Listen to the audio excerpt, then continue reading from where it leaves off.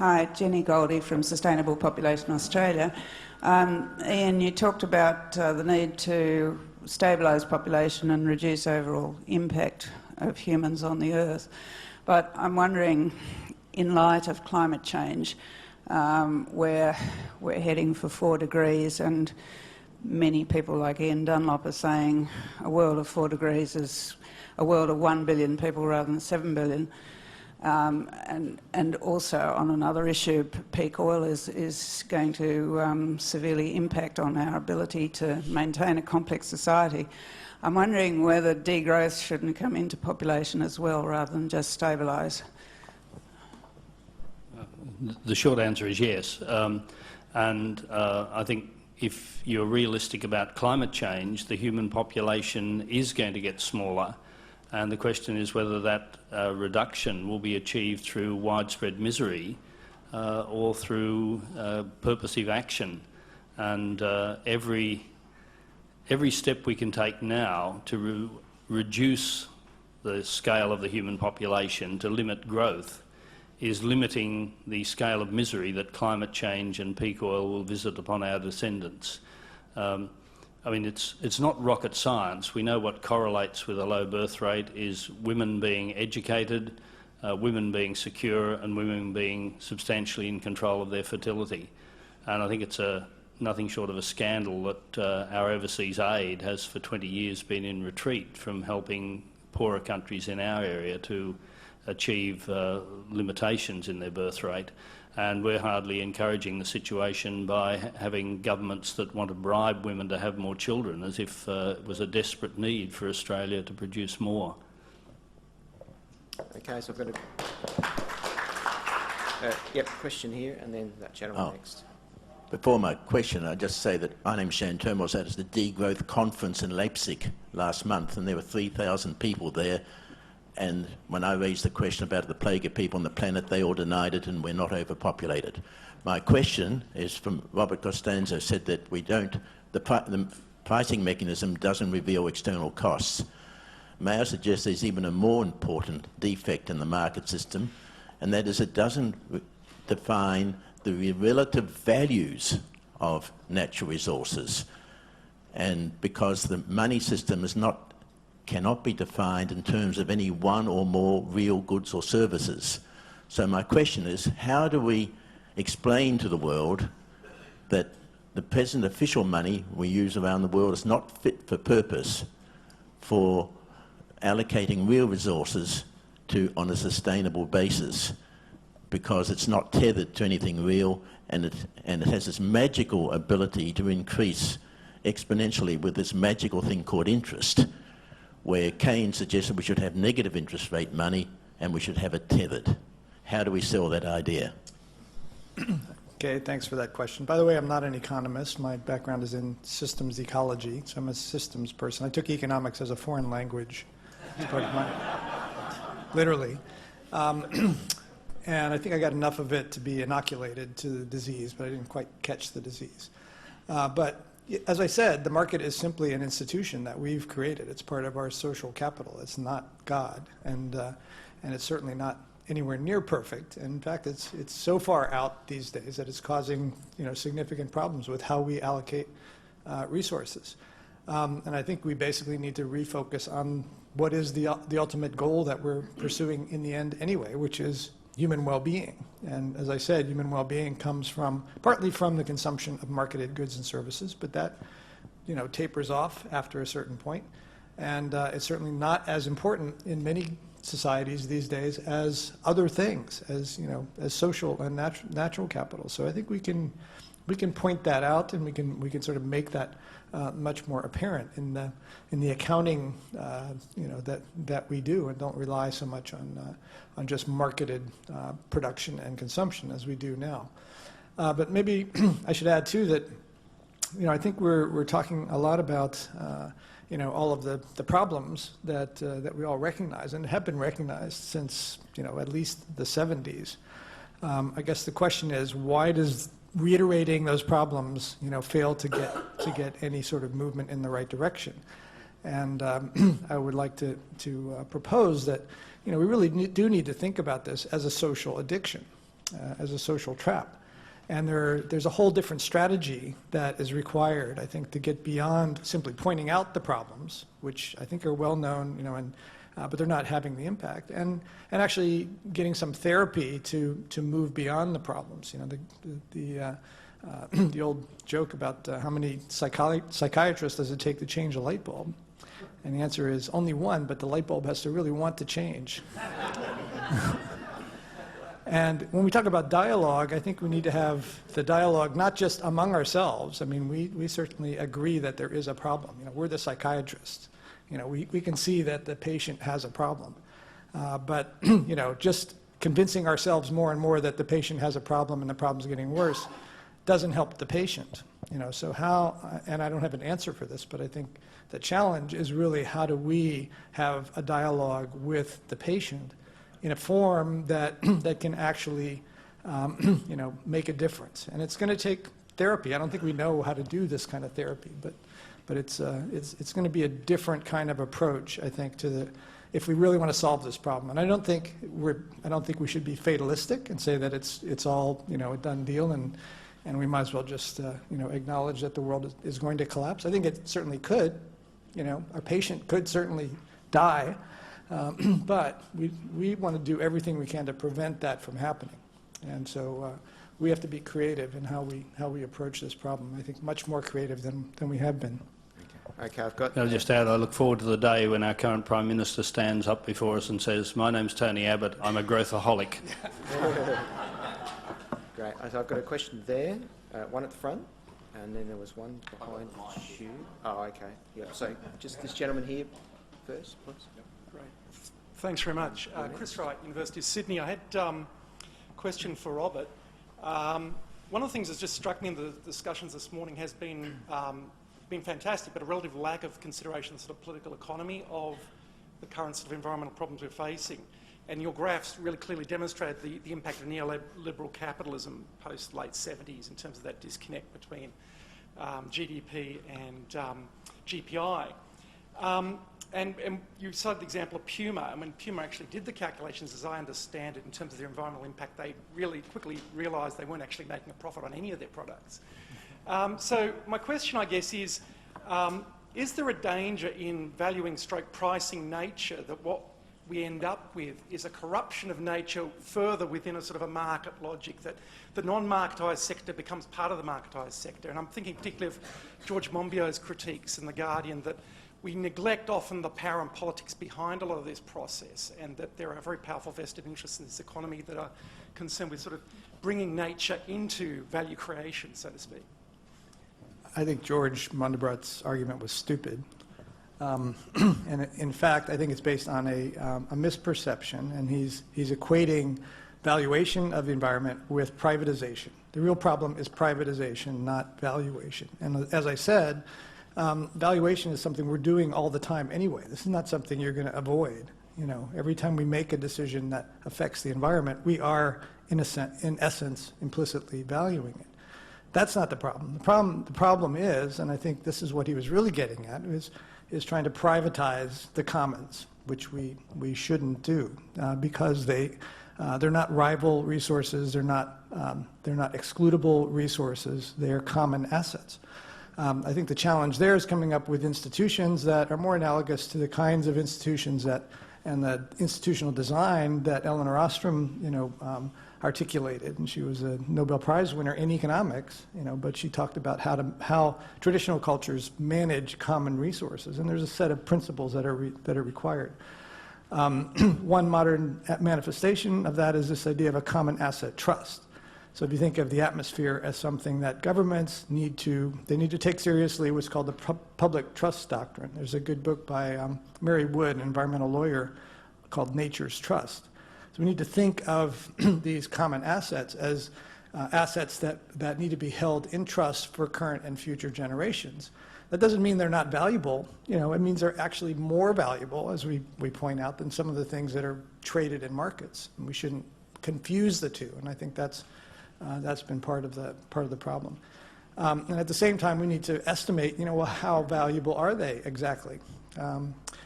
And I think just claiming that they're infinitely valuable if we destroy them all, well, that's certainly true, but that's also true of agriculture or our built capital assets or whatever. If we took anything of those basic categories to zero, that would be the end. What's really important is what's the relative contribution right now, and how do we optimize that contribution. And I think it's clear, as we've all pointed out, that natural capital and social capital are now the limiting factors in improving human well-being, and we're headed down the wrong track by depleting them and ignoring their value and their contribution as we have done is the path to destruction. I've just got a question here because I was the next after that, before that gentleman. Sorry. That's okay. That's all right. It's just a quick one. Population stabilisation is a key design change. It requires balanced migration plus family planning. It's a taboo subject with most green groups and certainly with business groups. I see this as an enormous challenge, and if it's not achieved, well, we can't do a steady state economy. I'd just like your comment on that one. Thanks. I think as Tony Jones says, I'll take that as a comment. I agree with it completely.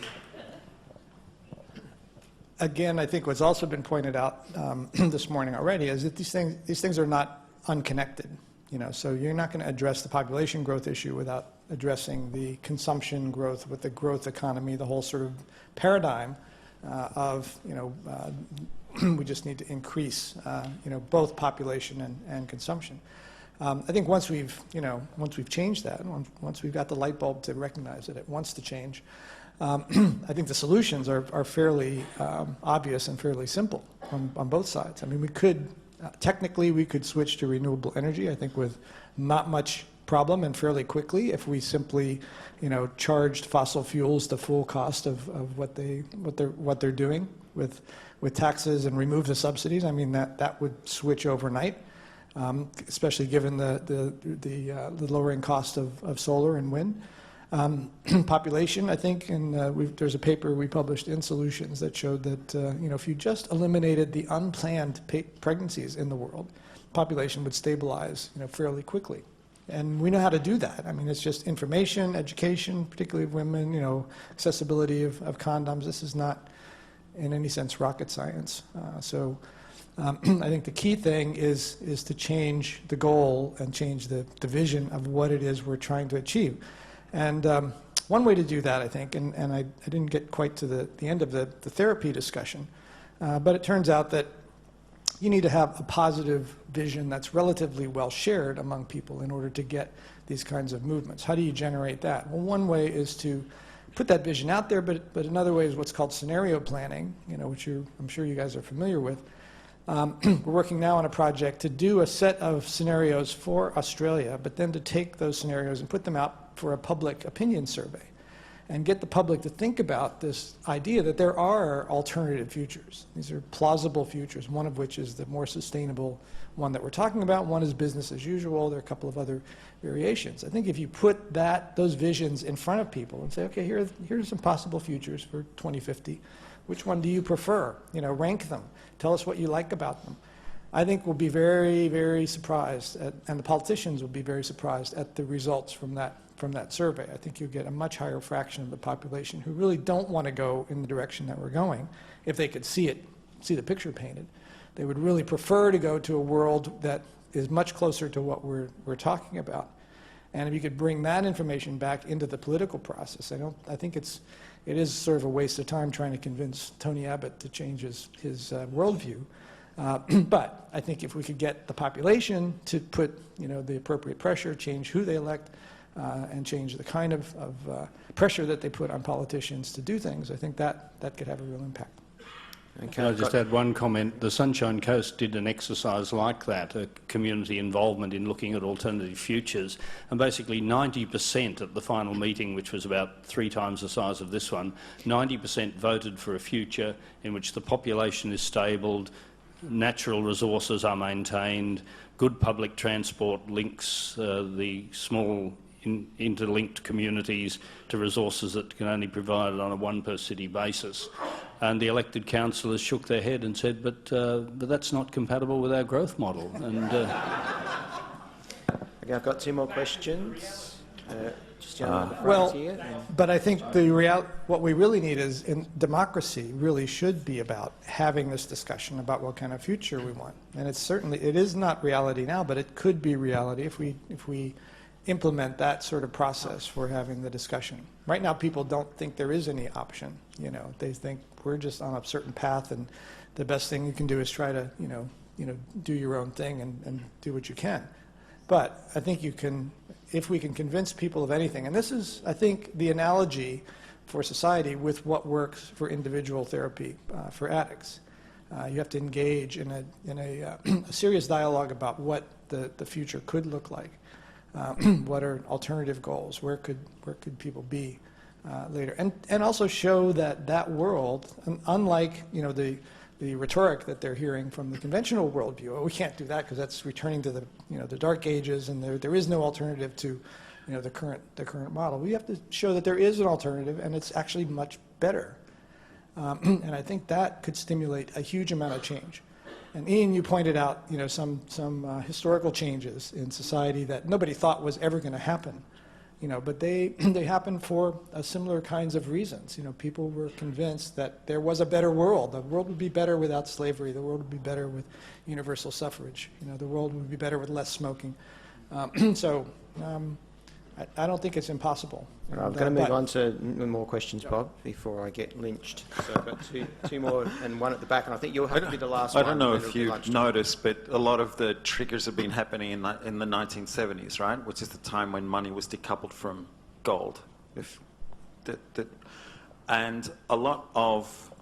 I'm going to try and keep this concise.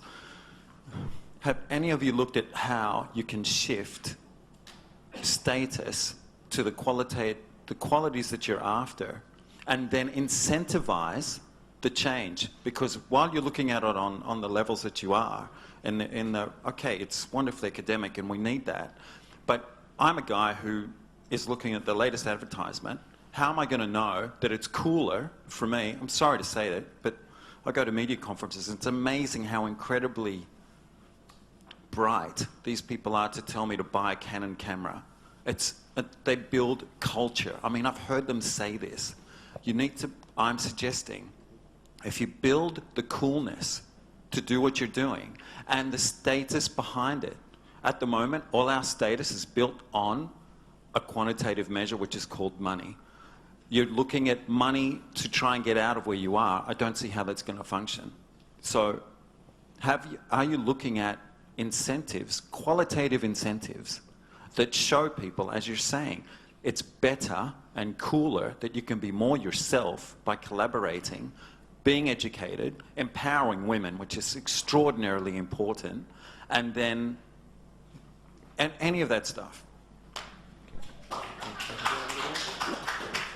I think you're entirely right. I think the women were applauding that. If it was easy, we would already have done it. And you're right to identify the advertising industry, I think, as a huge part of the problem, because the whole economy is based on the myth that we're perfectly rational consumers making informed decisions to maximise our marginal utility. And the whole advertising industry is designed to ensure that we don't do that.